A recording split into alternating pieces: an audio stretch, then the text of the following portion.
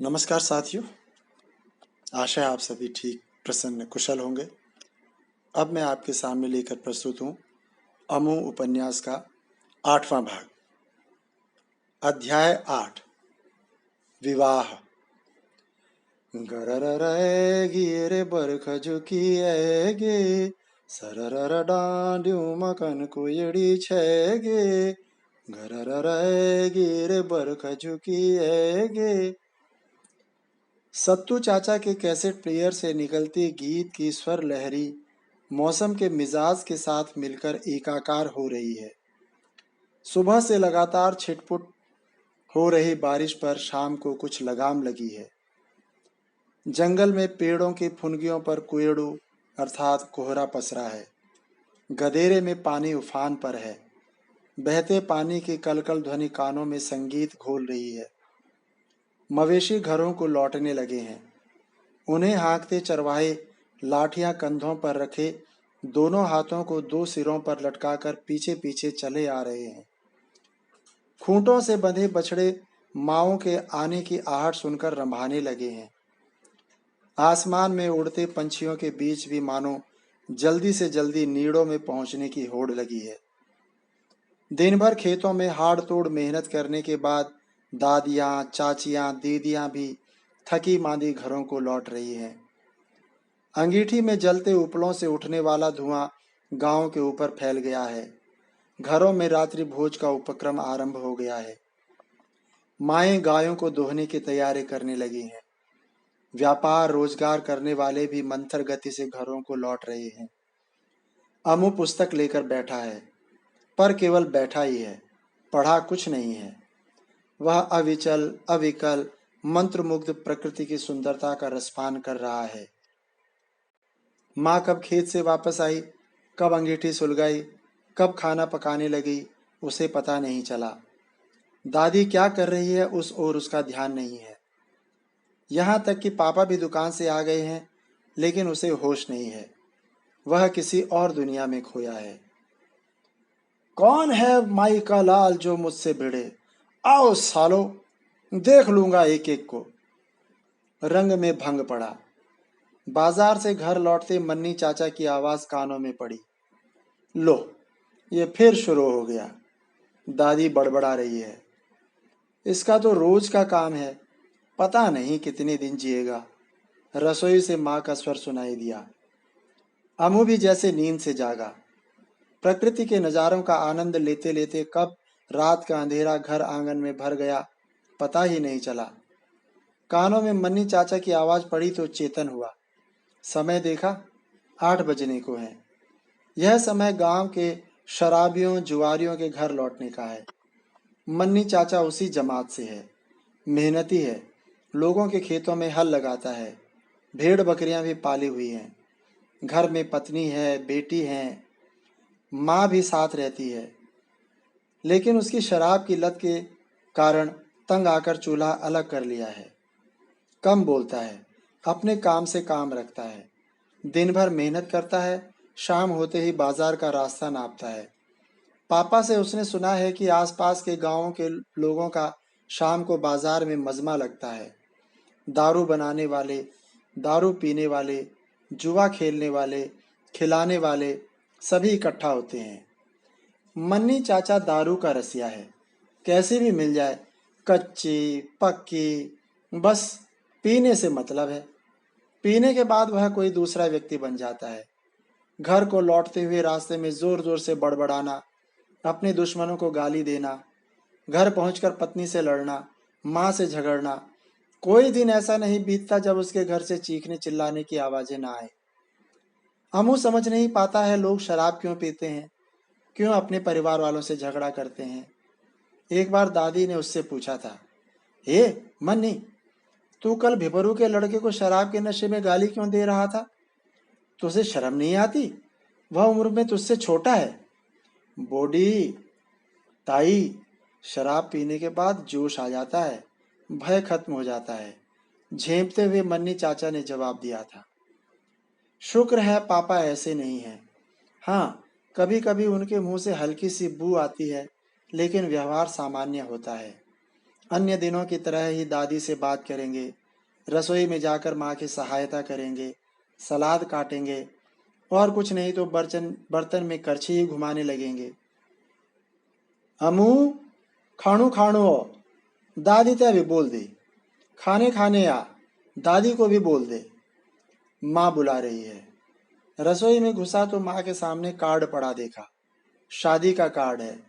लिफाफे पर पापा का नाम लिखा है। बाईं तरफ निचले हिस्से पर नाना जी का नाम पता। कार्ड पढ़ने लगा। ईश्वर की अनुकंपा से चिरंजीव श्वेतांबर रावत, सुपुत्र श्रीमती आनंदी रावत एवं श्री मान सिंह रावत, फ्लैट नंबर। अरे, इतनी तेज आवाज में क्यों पढ़ रहा है? धीमे स्वर में पढ़, हम बात कर रहे हैं। माँ ने टोका। अमू बुदबुदाते हुए पढ़ने लगा।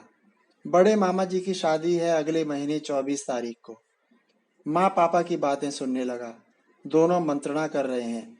कितने दिन बचे हैं, किस तारीख को निकलना है, क्या खरीदना है, मामा जी और मामी जी होने वाली को क्या देना है। अमू को इन बातों से कोई सरोकार नहीं है।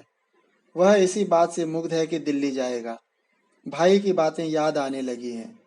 कैसी कैसी बातें बताई थी। अब देखेंगे दिल्ली। नन्हा अमू सपने देखने लगा है। अंततः दिल्ली जाने की घड़ी आ पहुंची। दादी घर पर रहेगी। सामान अधिक हो गया है। पापा ने एक नेपाली मजदूर बुलाया है। दादी के पांव छूकर प्रस्थान किया। दिल्ली जाने की खुशी में पैरों में जैसे पंख लग गए हैं। सबसे आगे चल रहा है। चल क्या, दौड़ रहा है। पीछे से पापा का गंभीर स्वर सुनाई दिया। धीरे चलो, ठोकर लग जाएगी। चाल थोड़ी धीमी हुई, फिर कुछ देर बाद फिर बढ़ गई। गांव के बस स्टॉप पर पहुंचकर कुछ देर गाड़ी का इंतजार करना पड़ा। मजदूर ने सामान गाड़ी की छत पर रख दिया है। गाड़ी ठसाठस भरी है। माँ को किसी प्रकार सीट मिल गई। वह माँ की गोद में बैठ गया। पापा खड़े हैं। गाड़ी आज धीमी गति से क्यों चल रही है? ओ ड्राइवर भाई, गाड़ी तेज चलाओ ना। उसकी बात सुनकर यात्री मुस्कुराने लगे हैं। कुछ एक को हंसी भी आई। चुप रह, माँ ने डांट दिया। गाड़ी बीच बीच में रुकती है, सवारियां चढ़ती हैं, उतरता कोई नहीं है। बस में भीड़ बढ़ती जा रही है। लोग एक दूसरे से चिपक कर खड़े हैं। कोटखाल पीछे छूट गया। अब देवल गांव आएगा, फिर कांडा, फिर भूल गया कांडा के बाद कौन सा गांव है। कांडा के बाद कौन सा गांव है माँ? माँ साथ बैठी महिला से बात कर रही है। अमू का प्रश्न अनसुना कर दिया। अमू बेचैन हो रहा है। बस अपनी चाल से चल रही है। पथरा खाल पहुंच गए। अब खांडू सैंड आएगा और फिर पौड़ी। वह देखो, श्रीनगर घाटी और अलकनंदा नदी। पापा इशारा करके बता रहे हैं। नदी का हरा पानी दिखाई दे रहा है। नदी के दूसरी तरफ टेहरी है। बताओ, टेहरी में कौन सी नदी बहती है? अमू सोच रहा है। भागीरथी, पापा ने स्वयं ही बताया। अलकनंदा और भागीरथी देवप्रयाग में मिलती हैं। दोनों नदियों के संगम के पश्चात गंगा नदी अपने नाम को धारण करती है। हाँ, हम देवप्रयाग गए थे गंगा में नहाने और मंदिर में दर्शन करने। अमू को याद आ रहा है। और दादी ने गंगा की कहानी सुनाई थी। राजा भगीरथ, भगवान शिव, गंगा। क्या कहानी थी वह? अमू कहानी भूल गया है। देखते सोचते पौड़ी बस अड्डा पहुंच गए। पौड़ी से दूसरी गाड़ी में बैठना है। सामान कोटद्वार जाने वाली गाड़ी में चढ़ा दिया है। पापा ने 3 टिकट ले लिए हैं। कुछ सीट अभी भी खाली हैं। कंडक्टर आवाज लगा रहा है, कोटद्वार कोटद्वार कोटद्वार। माँ की घड़ी में 8:45 हो रहे हैं। गाड़ी 9 बजे चलेगी। लेकिन अगर सीट पूरी न भरी तो? माँ खिड़की के शीशे से सिर टकाकर पल्लू से मुंह दबाकर बैठी है। पापा दूसरी सीट पर बैठे हैं। पौड़ी बस अड्डा ज़्यादा बड़ा नहीं है। एक और बसें खड़ी होती हैं। बस अड्डे के बगल में ही सार्वजनिक शौचालय है और फिर दुकानें। फ्रंटियर शॉप भी वहीं पर है। पापा मिठाई ले आए हैं। गाड़ी चल पड़ी है। पिछली बार इसी मार्ग से ज्वालपा मंदिर गए थे। सड़क बीच बीच में टूटी हुई है, संकरी भी है। आमने सामने से वाहन आते हैं तो एक को रुककर दूसरे को रास्ता देना पड़ता है। पिछली यात्रा याद आई। भाई और वह एक साथ बैठे थे। गाड़ी घुमावदार सड़क पर घौं घौं करती चल रही है। माँ को उबकाई आने लगी है। सिर बाहर निकालकर उल्टी कर रही है। पापा सावधान रहने का निर्देश दे रहे हैं। विपरीत दिशा से आने वाले वाहन से सिर न टकरा जाए। अमू और पापा को कोई परेशानी नहीं होती। वे यात्रा को एंजॉय करते हैं। कितना टाइम हुआ? पापा की घड़ी में झांका। 9:45 बज गए। परसुंडा खाल पीछे छूट गया। यह कौन सा बाजार है? एक दुकान के साइन बोर्ड पर लिखा देखा, पैडुल। अब रास्ता थोड़ा समतल हो गया है। बस में सभी सीट भरी हैं। कई यात्री खड़े हैं। ड्राइवर बीच बीच में रुककर लोगों को उतार और चढ़ा रहा है। एक बुजुर्ग यात्री एक हाथ से सीट का डंडा पकड़कर खड़े हैं, दूसरे हाथ में लाठी है। मटमैले रंग का कुर्ता पैजामा, कुर्ते के ऊपर टल्ले लगा काले रंग का कोट जो न जाने कब से धोया नहीं गया है, और सिर पर एक कोने से फटी तिरछी रखी काली टोपी। चेहरे पर झुर्रियों के रूप में समय अपने निशान छोड़ गया है। आइए, यहाँ बैठ जाइए।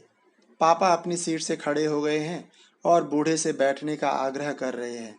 नहीं नहीं, मुझे आगे उतरना है। कोई बात नहीं, तब तक बैठ जाइए। थोड़ा ना नुकुर करने के बाद वह सज्जन गाड़ी पर बैठ गए। सीट पर बैठ गए। कख जान तुमन दादाजी, आपको कहाँ जाना है? अमू का सवाल। बस थोड़ी दूर, कठड़ू। अच्छा, हम दिल्ली जा रहे हैं। अच्छा, मेरे मामा जी की शादी है। वे एयरफोर्स में हैं। क्या है? एयरफोर्स। एयरफोर्स को क्या कहते हैं पापा? वायुसेना। हाँ, मेरे मामा जी वायुसेना में हैं। अच्छा, आप कितने साल के हैं दादाजी? अमू, पापा की आवाज़ कानों में पड़ी। मैं 81 वर्ष का हूँ। आपके परिवार में और कौन है? दादाजी चुप हैं, जैसे कुछ सोच रहे हों। फिर मानो अनिच्छा से उत्तर दिया, मेरा बेटा, बहू और पोता। वे आपके साथ रहते हैं? फिर चुप्पी। ना, बेटा, बहू और पोता दिल्ली में रहते हैं। मैं अकेला गांव में रहता हूँ। कहते हुए दादाजी के चेहरे पर हास्य है। शायद एक नन्हे बालक की वाचालता से चकित है। आप उनके पास दिल्ली जाते हैं? ना, उन्होंने कभी बुलाया नहीं, मैं कभी गया नहीं। दादाजी के चेहरे पर अवसाद की रेखा उभर आई है। वे लोग तो गांव आते होंगे। आपका पोता कितना बड़ा है? दादाजी कुछ क्षण अमू को देखते रहे। बहुत साल पहले, जब मेरा पोता 5-6 वर्ष का था, वे लोग आए थे पूजा में। तब से मैंने उन्हें देखा नहीं है। और आपका पोता? वह तो बड़ा हो गया होगा। आपको उसकी याद नहीं आती है?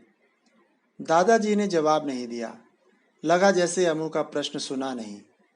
कोट की जेब में हाथ डालकर कुछ टटोलने लगे हैं। अमू उत्सुकता से उन्हें देख रहा है।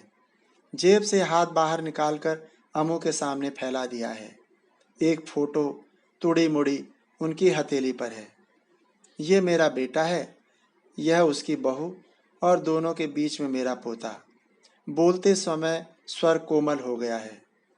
अमू फोटो हाथ में पकड़कर देख रहा है। पोता उसकी उम्र का होगा।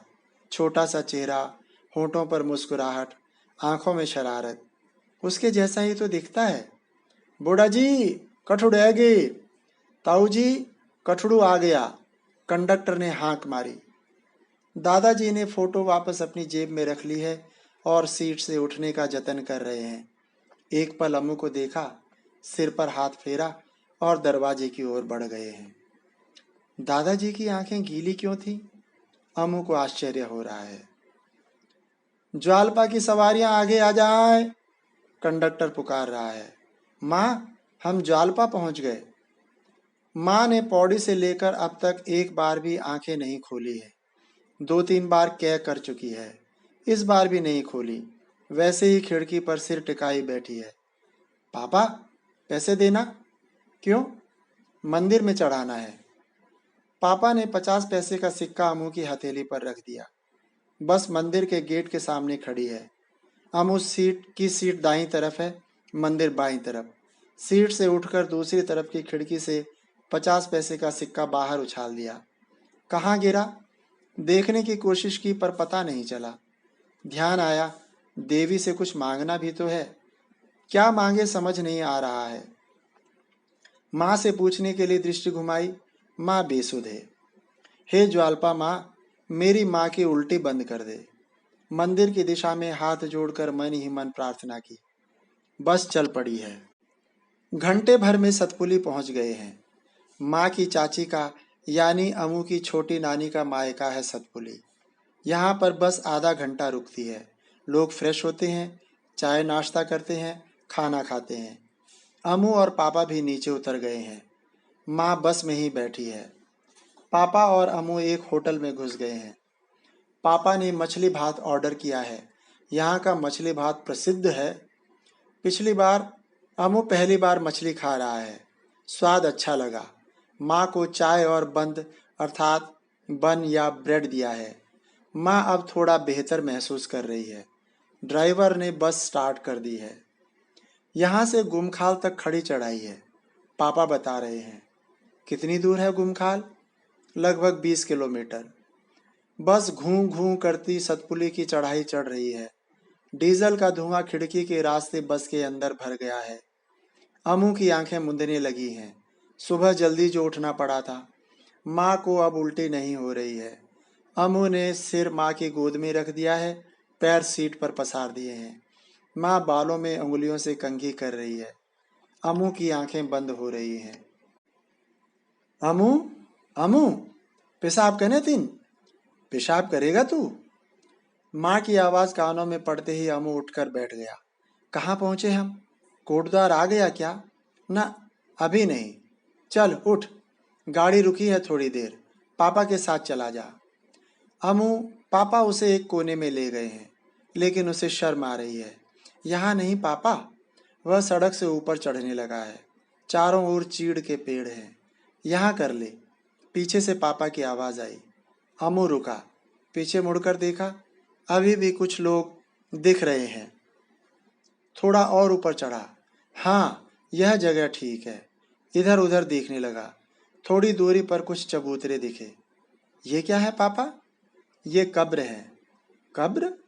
हाँ, मुसलमान जब मरते हैं तो उनको जलाते नहीं हैं, दफनाते हैं। पर यहाँ कब्रें कहाँ से आईं? अमू चकित है। यहाँ मुसलमान रहते हैं क्या? पास में ही एक गांव है मुसलमानों का, उनका कब्रिस्तान है। उसने मुसलमान देखे हैं पौड़ी में, उनकी दुकानें हैं। एक मुसलमान नाई उनके गांव के बाजार में भी है। और टूटे फूटे भांडे बर्तन बेचने वाले लोग जो गांव गांव फेरी लगाते हैं, वे भी तो मुसलमान हैं। किंतु गढ़वाल में मुसलमानों का गांव होना उसके लिए नई जानकारी है। तभी बस के हॉर्न की आवाज़ कानों में पड़ी। कर लिया तूने? बस चलने वाली है। दोनों दौड़ते हुए नीचे उतर रहे हैं। बस ढलान पर तेजी से लुढ़क रही है। माँ कोने की तरफ बैठ गई है। अमू ने खिड़की वाली सीट हथिया ली है। धीरे धीरे चीड़ के पेड़ गायब होने लगे हैं। उनके स्थान पर बड़े बड़े पत्तों वाले पेड़ दिखने लगे हैं। एक जगह जहाँ सड़क दो भागों में बंटती है, सड़क के ऊपर साइन बोर्ड पर नजर पड़ी, लैंसडाउन 31 किलोमीटर। अमू को लैंसडाउन के बारे में पता है। उसके गांव के लड़के फौज में भर्ती होने यहीं तो आते हैं। 2 महीने पहले कमली भाई कमल किशोर बिष्ट फौज में भर्ती हुआ है। उसकी माँ ने गांव में लड्डू बांटे थे। पहाड़ी रास्ता समाप्त हो गया है। समतल भूमि आरंभ हो गई है। बस एक बाजार के बीच से गुजर रही है। ये कौन सी जगह है? अमू जानने को उत्सुक है। ये दुगड्डा बाजार है, माँ ने बताया। ओह, दुगड्डा? मन में कुछ कौंधा। ये शब्द पहले भी तो सुना है। हाँ, दादी से सुना था। दादी ने बताया था कि उनके पिताजी दादाजी दुगड्डा आया करते थे। माँ, जब सड़क नहीं बनी थी तो लोग क्या गांव से यहाँ तक पैदल आते थे? हाँ, जब सड़क नहीं थी तो दिल्ली जाने वाले यात्री यहाँ तक पैदल आते थे। यहाँ से कोटद्वार तक सड़क थी, वहाँ से रेलगाड़ी में बैठते थे। ये बाजार तो गांव से बहुत दूर है। अमू का मुंह खुला का खुला रह गया है। हाँ, लगभग 80 किलोमीटर। माँ मुस्कुरा रही है। लोग यहाँ नमक, चीनी, गुड़ और अन्य सामान लेने भी आते थे। सामान खरीदकर खच्चरों पर लादकर वापस जाते थे। उस यात्रा को ढाकर कहते थे। आश्चर्य है, जो सामान उसके गांव के बाजार की हर दुकान में उपलब्ध है, उसे खरीदने किसी समय लोग इतनी दूर पैदल आते थे। हमू का सिर उन गुमनाम यात्रियों के प्रति अनजाने ही श्रद्धा से झुक गया है। कोटद्वार पहुंच गए। 2 बज रहे हैं। गर्मी और उमस ऐसी कि सभी पसीने से नहा गए हैं। पापा ने दिल्ली की टिकट ले ली है। रेलगाड़ी रात 10 बजे चलेगी। एक होटल में पेट पूजा करने के पश्चात तीनों कोटद्वार रेलवे स्टेशन की सीढ़ियां उतर रहे हैं। 1, 2, 3, 4। अमू सीढ़ियां गिन रहा है। कुल 30 सीढ़ियां हैं। अंतिम सीढ़ी समाप्त होते ही पैर प्लेटफॉर्म पर रखा। एक लंबा चबूतरा है। दोनों ओर देखा किंतु ओना कोना पता नहीं लग रहा है। प्लेटफॉर्म पर गिने चुने लोग हैं। उनमें भी यात्री कम, भिखारी अधिक नजर आ रहे हैं। अमू की ट्रेन रात्रि 10 बजे प्रस्थान करेगी। तब तक इसी जगह पर समय व्यतीत करना है। लोहे की बेंचें बिछी हैं, किंतु सभी पर लोग बैठे हैं, कुछ पर लेटे भी हैं। वे तीनों स्टेशन की अंतिम सीढ़ी पर ही बैठ गए। सामान सामने रख दिया है ताकि रखवाली होती रहे। सामने रेल की पटरी है और रेल की पटरी के दूसरी ओर बस्ती। उत्सुकतावश अमू पटरी देखने के लिए आगे चला गया। नीचे झुका ही है कि पापा ने हाथ पकड़ लिया। गिर जाएगा। शुतुरमुर्ग की तरह गर्दन आगे बढ़ाई। पटरी का और छोर नहीं दिख रहा है। दूसरी रेल पटरी पर एक भीमकाय इंजन खड़ा है, जिस पर बड़े बड़े अक्षरों में भारतीय रेल लिखा है। प्लेटफॉर्म पर फेरी करने वाले तरह तरह का सामान बेच रहे हैं। खीरे, मूली, कंघी, चेन, ताले। पूरा बाजार ही जैसे प्लेटफॉर्म पर सज गया है। अमू को किसी मायावी लोक में पहुंच जाने जैसा अनुभव हो रहा है। काफी देर तक सीढ़ी पर बैठे रहने के बाद एक बेंच खाली हुई। पापा ने भागकर कब्जा किया। माँ बैठे बैठे थक गई थी। मौका मिला तो बेंच पर ही लेट गई। पापा पास ही एक स्टॉल पर सिगरेट पीते हुए पुस्तकों के पन्ने पलट रहे हैं। पापा को पढ़ने का शौक है। पौड़ी जाते हैं तो कोई न कोई पुस्तक या पत्रिका खरीदते हैं। अमू भी माँ के पैरों के पास बैठ गया है। उसे भी उबासी आ रही है। बैठे बैठे ही सो गया है। आंख खुली, रात्रि का आगमन हो चुका है। पापा, भूख लग रही है। अच्छा, कुछ लेकर आता हूँ। पापा एक स्टॉल से पूरी सब्जी ले आए हैं। खाकर तृप्ति मिली। धीरे धीरे समय बीत रहा है। रात्रि के 9 बजने वाले हैं। प्लेटफॉर्म पर लोगों की भीड़ बढ़ने लगी है। शायद सभी को दिल्ली जाना है। अमू पापा का हाथ पकड़े प्लेटफॉर्म के एक कोने से दूसरे कोने तक घूम आया है। बाईं ओर से रेलगाड़ी सीटी बजाती हुई मंथर गति से प्लेटफॉर्म में प्रवेश कर रही है। रेलगाड़ी को आते देख प्लेटफॉर्म पर हलचल बढ़ गई है। लोग अपना अपना सामान संभालने लगे हैं। वयस्कों ने बच्चों का हाथ पकड़ लिया है। माओं ने दूध मुंहों को सीने से लगा लिया है। बुजुर्ग चौकन्नी निगाहों से सामान की निगरानी कर रहे हैं। आगे आगे गाड़ी का इंजन बढ़ा चला आ रहा है। पीछे पीछे डब्बे खड़गच खड़गच की आवाज करते एक कतार में चल रहे हैं, जैसे उसकी क्लास के बच्चे। अमू भी सतर्क है। पापा ने एक हाथ से उसे पकड़ा हुआ है, दूसरे हाथ में बैग है। माँ एक हाथ में अटैची और दूसरे में थैला पकड़े हुए है। गाड़ी रुक गई है। रुकते ही प्लेटफॉर्म पर भगदड़ मच गई है। डिब्बों में घुसने के लिए लोग एक दूसरे को धकिया रहे हैं, परे ठेल रहे हैं। चारों ओर चीख पुकार मची है। पापा अपना डिब्बा ढूंढ रहे हैं। B2 मिल गया। B2 के दरवाजों पर भी भीड़ है, किंतु लोग डिब्बे में घुसने के लिए शांति से अपनी बारी की प्रतीक्षा कर रहे हैं। पापा ने रिजर्व टिकट लिया है। उन्हें अपनी सीट मिल गई है। सामान सीटों के नीचे रख दिया है। चेन से बांधकर ताला लगाकर पापा ने खींचकर भी चेक कर लिया कि ताला ठीक से लगा या नहीं। अमू डिब्बे का मुआयना कर रहा है। आमने सामने 3-3 सीट हैं। 2 सीट दूसरी तरफ हैं। छत पर पंखे लगे हैं। छत पर लगे बिजली के बल्ब धुंधली रोशनी बिखेर रहे हैं। डब्बे में लोगों का आना जाना सतत जारी है। अपना सीट नंबर चेक करते हैं, फिर आगे बढ़ जाते हैं। कुछ ही देर में डिब्बा सवारियों से भर गया है। अचानक रेलगाड़ी हिली, जैसे किसी ने हल्का सा धक्का दे दिया हो। फिर धीरे धीरे खिसकने लगी है। अमू तन कर बैठ गया है। खिड़की के पट खुले हैं। गाड़ी सीटी बजाते हुए धीमी गति से चल रही है, किंतु कुछ ही देर में गति पकड़ ली है। किनारों पर खड़े बिजली के खंभे पीछे छूट रहे हैं। गाड़ी के चलने से छुक छुक की आवाज पैदा हो रही है। गाड़ी इतनी तेज गति से भाग रही है कि ऐसा लग रहा है जैसे गाड़ी रुक गई हो और बिजली के खंभे भाग रहे हों। बाहर घुप अंधेरा है। डिब्बे की खिड़की की सलाखों से छनकर बाहर पड़ती रोशनी पटरी के किनारों को प्रकाशित कर रही है। बीच बीच में किसी घर के आंगन में जलते बल्ब की टिमटिमाती रोशनी दिख जाती है। हम कल सुबह 8 बजे तक दिल्ली पहुंच जाएंगे, पापा माँ को बता रहे हैं। अमू के मन में तरह तरह के विचार उमड़ रहे हैं। मामा जी की शादी, भाई से मुलाकात, दिल्ली की सैर, घूमना फिरना। अमू की आंखें मुदने लगी हैं। माँ ने अमू को अपनी गोदी में लिटा दिया है और थपकी दे रही है।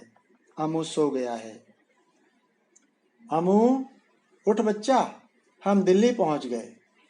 अमू गहरी नींद में है। रात भर रेलगाड़ी के हिचकोले माँ की लोरियों की तरह उसे थपथपाते रहे। गाड़ी इस स्टेशन पर थोड़ी देर रुकेगी, उन्हें यहीं उतरना है। आंखें मलते हुए माँ का हाथ पकड़े डिब्बे से बाहर निकला। छोटे मामा जी और भाई उन्हें लेने आए हैं। मामा जी को देखते ही अमू की आंखों में चमक आ गई। भाई से लिपट गया। सामान और सवारियां 2 रिक्शों पर लद गई हैं। रास्ते में बहुत भीड़ है। ये कौन सी जगह है मामा जी? शाहदरा।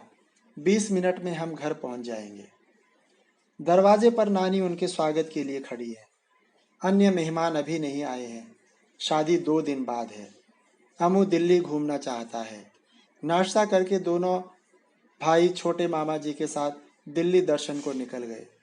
बस में खिड़की की तरफ वाली सीट अमू ने हथिया ली है। बस हर बस स्टॉप पर रुकती है। कुछ सवारियां उतरती हैं, कुछ चढ़ती हैं और बस फिर चल पड़ती है। चारों ओर भीड़, हर तरफ लोगों का हुजूम। कहाँ से आए दिल्ली में इतने लोग? बस लोहे के पुल के ऊपर से गुजर रही है। नीचे नदी बह रही है। यह कौन सी नदी है मामा जी? यमुना। पुल पार करते ही एक ऊंची लाल रंग की मटमैली दीवार दिख रही है। यह लाल किला है। लाल किला शाहजहां ने बनवाया था, मामा जी ने बताया। अमू नहीं जानता शाहजहां कौन है और उसने लाल किला क्यों बनवाया। बस लाल किले के सामने पहुंच गई है। तीनों वहीं पर उतर गए हैं। बाईं ओर लाल किला है और दाईं ओर चांदनी चौक। मामा जी हाथ से इंगित कर रहे हैं। अमू ने बाईं ओर देखा। सामने एक मैदान है, बहुत बड़ा, कोर्ट स्कूल के ग्राउंड से कई गुना बड़ा, रांसी फील्ड से भी बड़ा। उसके पार लाल पत्थरों से बनी लंबी ऊंची दीवार है। हमारे देश के प्रधानमंत्री इसी किले की प्राचीर से प्रतिवर्ष 15 अगस्त को तिरंगा फहराते हैं और भाषण देते हैं। मामा जी हाथ के इशारे से किले की प्राचीर पर उस स्थान की ओर इशारा कर रहे हैं जहां से प्रधानमंत्री भाषण देते हैं। दोनों भाई उत्सुकता से सुन रहे हैं। पहले हम लाल किला घूमेंगे, फिर चांदनी चौक। टिकट खरीदकर गेट से अंदर घुसे। रास्ते के दोनों ओर बाजार सजा है। दुकानों में तरह तरह का सामान बिक रहा है। कपड़े, गहने, सजावटी सामान और न जाने क्या क्या। दोनों भाई आंखें फाड़े हर दुकान का मुआयना कर रहे हैं। बाजार खत्म होते ही एक अहाते में पहुंच गए। सामने लाल पत्थर से बनी मेहराबदार 1 मंजिला इमारत है, जिसके मध्य में बारीक पच्चीकारी से सज्जित संगमरमर से बना एक सुंदर सिंहासन है। इसे दीवाने आम कहते हैं। यहाँ पर बादशाह जनता से मिलता था, उनकी फरियाद सुनता था और न्याय करता था। अच्छा बताओ, लाल किला किसने बनवाया था? दोनों चुप। भूल गए? थोड़ी देर पहले ही तो बताया था, शाहजहां ने। और मामा जी थोड़ी दूरी पर स्थित एक अन्य इमारत में दोनों को ले गए। इसे दीवाने खास कहते हैं। यहाँ पर बादशाह अपने दरबारियों और मेहमानों से मुलाकात करता था। तीनों संगमरमर से बने एक आयताकार मंडप में खड़े हैं। मेहराबदार मंडप संगमरमर से बने खंभों के सहारे टिका है। दीवाने खास में अर्थात यहाँ पर बादशाह के बैठने के लिए सोने से बना सिंहासन होता था, जिसे तख्ते ताऊस या मयूरासन कहते थे। दोनों भाई कुछ सुन रहे हैं, कुछ अनसुना कर रहे हैं। इतिहास से उन्हें मंतव्य नहीं है। वे तो किले की भव्यता, उसके विशाल आकार उसकी सजावट से अभिभूत हैं। कोई व्यक्ति कैसे इतनी बड़ी इमारत बनवा सकता है? लेकिन शाहजहां तो राजा था, राजा तो कुछ भी कर सकता है। इधर आओ। मामा जी किले की पीछे की दीवार से इंगित कर बताने लगे। सामने थोड़ी दूरी पर यमुना नदी बहती है। किसी समय यमुना का पानी लाल किले की दीवार से टकराता था और उधर सड़क के दूसरी तरफ राजघाट, शांतिवन, विजय घाट है। दोनों भाई सिर हिला रहे हैं, पता नहीं कितना समझे। लाल किला घूमने के बाद उनकी अगली मंजिल चांदनी चौक है। बाजार को जाने वाली सड़क गाड़ियों से, रिक्शों से, पैदल चलने वालों से अटी पड़ी है। अमू ने इतनी भीड़ पहले कभी नहीं देखी है, न गांव के मेलों में, न मंसार के कौथिग में, न पौड़ी बाजार में। यह दिगंबर जैन लाल मंदिर है। इसके पिछले हिस्से में पक्षियों का अस्पताल है। पक्षियों का भी अस्पताल होता है? अम्मू को विश्वास नहीं हुआ। मामा जी मुस्कुराए। एक बार मैं एक कबूतर को लाया था यहाँ पर। पता नहीं कहाँ से हमारे घर की बालकनी पर आ गया था। उसे चोट लगी थी। मामा जी ने किस्सा बयां किया। अच्छा बताओ, जैन धर्म के बारे में तुमने पढ़ा है क्या? अम्मू ने तो नहीं पढ़ा है। मैंने पढ़ा है, भाई उत्साह पूर्वक बता रहा है। मैंने भगवान महावीर के बारे में पढ़ा है। शाबाश, क्या पढ़ा है? कि कि भाई की पर अटक गया है। मामा जी हंसते हुए बोले, भगवान महावीर 24वें जैन तीर्थंकर थे। तीर्थंकर क्या? अमु की ज्ञान पिपासा जाग उठी है। तीर्थंकर वे महात्मा होते हैं जो अपनी इंद्रियों पर विजय प्राप्त कर लेते हैं। इंद्रियां समझते हो? देवताओं के राजा इंद्र, भाई ने उत्तर दिया। मामा जी जोर से हंस पड़े। इंद्रियां 5 हैं, देखना, सुनना, छूना, गंध और स्वाद। जो मनुष्य इन पांचों को जीत ले उसे जिनेंद्र या तीर्थंकर कहते हैं। दोनों भाई मामा जी का मुंह ताक रहे हैं। अच्छा छोड़ो ये सब, भूख किसको लग रही है? मामा जी ने विषय बदल दिया है। दोनों के मुंह खिल गए हैं। क्या खाओगे? कुछ भी। गोलगप्पे खाओगे? वो क्या होता है? अमू सोच में पड़ गया है। हाँ हाँ, भाई मचल रहा है गोलगप्पे खाने को। दुकानदार ने तीनों के हाथों में एक एक दोना पकड़ा दिया है। फिर एक गोलगप्पा लिया, अंगूठे से छेद किया, उबले हुए आलू और छोले उसमें भरे, पानी के बर्तन में डुबोया और अमू के दोने में रख दिया है। अमू ने गोलगप्पे का पानी पी लिया और गोलगप्पा मामा जी को दिखाते हुए पूछने लगा, इसका क्या करूं? मामा जी ने अमू को देखा, फिर भाई को देखा। दोनों की आंखें मिली और भाई हो करके हंसने लगा। आसपास खड़े अन्य ग्राहक भी हंसी नहीं रोक पाए। अमू कभी मामा जी को देखता है, कभी भाई को। इसे भी खाते हैं। मामा जी के बताते ही भाई फिर खी हंसने लगा है। ये क्या है मामा जी? वे एक भव्य इमारत के सामने से गुजर रहे हैं। ये शीशगंज गुरुद्वारा है। अंदर चलोगे? अमू निश्चय नहीं कर पा रहा है। अच्छा छोड़ो, गुरुद्वारा फिर कभी चलेंगे। आज हम केवल दिल्ली दर्शन करेंगे। मामा जी आगे बढ़ गए। पर इसका नाम ऐसा क्यों है, शीशगंज गुरुद्वारा? अमू का प्रश्न सुनकर मामा जी मुस्कुराए। शाबाश, तुझे ये प्रश्न सूझ सकता था, इस भूंदू को नहीं। भाई के सिर पर चपत मारते हुए मामा जी ने अमू की प्रशंसा की। इसके पीछे एक कहानी है, मतलब सत्य घटना। गुरु नानक जी का नाम सुना है? सुना तो है पर। हाँ हाँ, मैंने सुना है। अमू के बात पूरी करने से पहले ही भाई ने फिर हाथ उठा दिया है। बताओ, कौन थे वे? वे भाई की सुई इस बार वे पर अटक गई है। अमू अपनी हंसी नहीं रोक पाया और जोर से खिलखिला पड़ा। मामा जी भी मुंह पर हाथ रखकर हंस रहे हैं। भाई खिसिया गया है। मैंने पढ़ा तो था पर भूल गया। भाई की बात सुनकर अमू फिर हंसने लगा। अच्छा अच्छा, हंसना बंद करो। गुरु नानक देव जी सिख धर्म के प्रवर्तक थे। क्या? अमू को शब्द समझ नहीं आया। प्रवर्तक, हर अक्षर पर जोर देते हुए मामा जी ने दोहराया। अर्थात उन्होंने सिख धर्म की शुरुआत की। जैसे जैन धर्म में तीर्थंकर होते हैं जो कुल 24 हैं, वैसे ही सिख धर्म में 10 गुरु हुए। 10वें गुरु का नाम था गुरु गोविंद सिंह। दोनों भाई एकाग्र चित्त कथा सुन रहे हैं। सिखों के 9वें गुरु गुरु तेग बहादुर जी को मुगल बादशाह औरंगजेब ने इसी स्थान पर फांसी दी थी। क्यों दी थी? अमू के चेहरे पर विस्मय है। क्योंकि क्योंकि शब्दों के अभाव में मामा जी अम्मू को समझा नहीं पा रहे हैं। और क्या अभी उसकी इतनी उम्र है कि समझ पाए? क्योंकि उन्होंने मुगलों की प्रभुता मानने से इनकार कर दिया था। प्रभुता? प्रभुता मतलब अधिकार। गुरु तेग बहादुर जी औरंगजेब के सामने झुकना नहीं चाहते थे, इसलिए क्रोध में औरंगजेब ने उनको फांसी दे दी। मामा जी चुप हो गए हैं। फिर क्या? फिर इसका नाम शीशगंज क्यों पड़ा? अमू अपना प्रश्न नहीं भूला है। वह इसलिए क्योंकि यहीं पर एक पेड़ के नीचे वे शहीद हुए थे। कहते हुए मामा जी अनमने हो गए हैं। अमू के मन में अभी भी कुछ प्रश्न हैं, किंतु मामा जी के चेहरे को देखा और चुप्पी साध ली। चांदनी चौक के बाद अगला पड़ाव कुतुब मीनार है। दूर से ही मीनार के दर्शन होते हैं।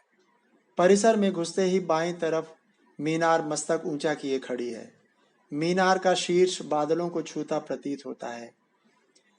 पहले इसमें प्रवेश कर सकते थे, लेकिन कुछ वर्ष पूर्व कुछ स्कूली बच्चे भगदड़ में इसके अंदर मर गए थे, तब से इसमें प्रवेश वर्जित है। सुनकर अमू को दुख हुआ। जानते हो इसे किसने बनवाया था? दोनों में से कोई नहीं जानता। कुतुबुद्दीन ऐबक ने। वह गुलाम। मामा जी ने बात अधूरी छोड़ दी। इन नन्हे बच्चों को वे शायद ज्ञान के बोझ तले नहीं दबाना चाहते हैं। थोड़ी दूरी पर लोहे का एक खंभा है। लोग उसके चारों ओर दोनों हाथ लपेटकर एक हाथ से दूसरे हाथ को छूने की कोशिश कर रहे हैं। ये क्या है मामा जी? भाई से पूछे बिना न रह गया। ये अशोक स्तंभ है। सम्राट अशोक ने इसे 2000 साल पहले बनवाया था। जानते हो सम्राट अशोक कौन थे? दोनों भाई बुत बने खड़े हैं।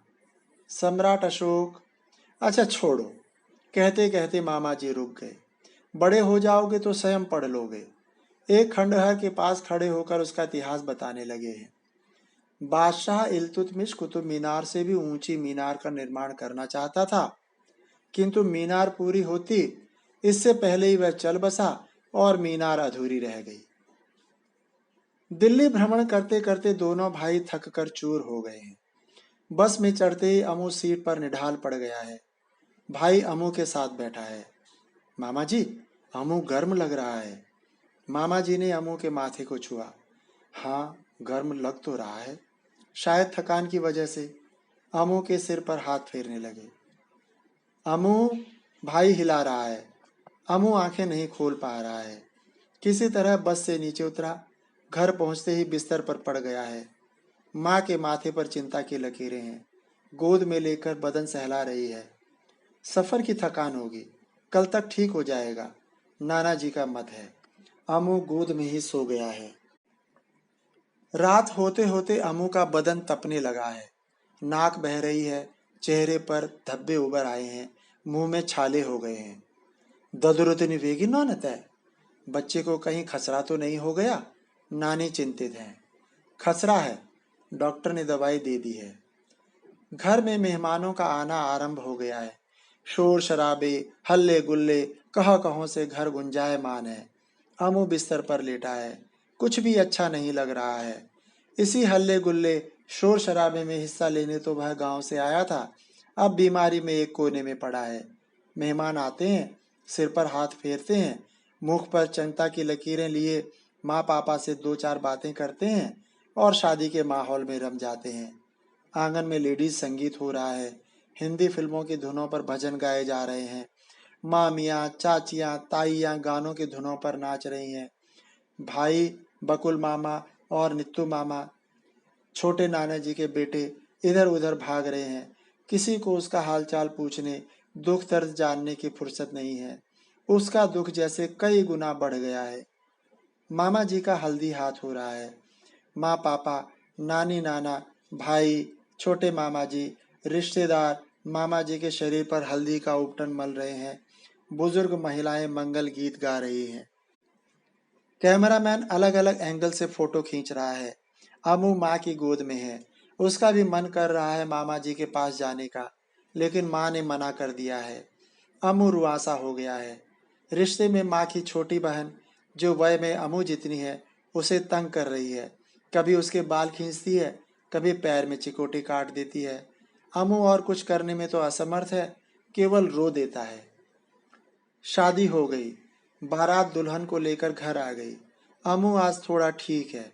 बुखार अब नहीं है, केवल शारीरिक कमजोरी है।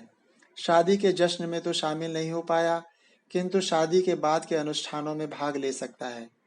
मामा जी और नवी नवेली दुल्हन घर के दरवाजे पर खड़े हैं। माँ उनका रास्ता रोककर खड़ी हो गई है। जब तक मामा जी नेग नहीं देंगे, तब तक वे उनको घर में प्रवेश नहीं करने देंगी। हंसी मजाक हो रहा है। कोई कह रहा है इतने पैसे मांगो, कोई कह रहा है उतने पैसे मांगो। चारों ओर हो हल्ला, हंसी ठट्ठा। अंत में दूल्हा दुल्हन के सिर के चारों ओर चावल परख कर मामी जी का घर में प्रवेश हुआ। मामी जी दुबली पतली हैं, रंग हल्का सांवला, नैन नक्श सुंदर, चेहरे पर कोमलता। अमू देखते ही मामी का दीवाना बन गया है। मामी के पास ही बैठ गया है। ये अमू है, मेरा छोटा भांजा। मामा जी अमू का मामी से परिचय करा रहे हैं। पापा कैमरे से तीनों की फोटो खींच रहे हैं। आज का दिन कितना अच्छा है। अमू प्रसन्न है।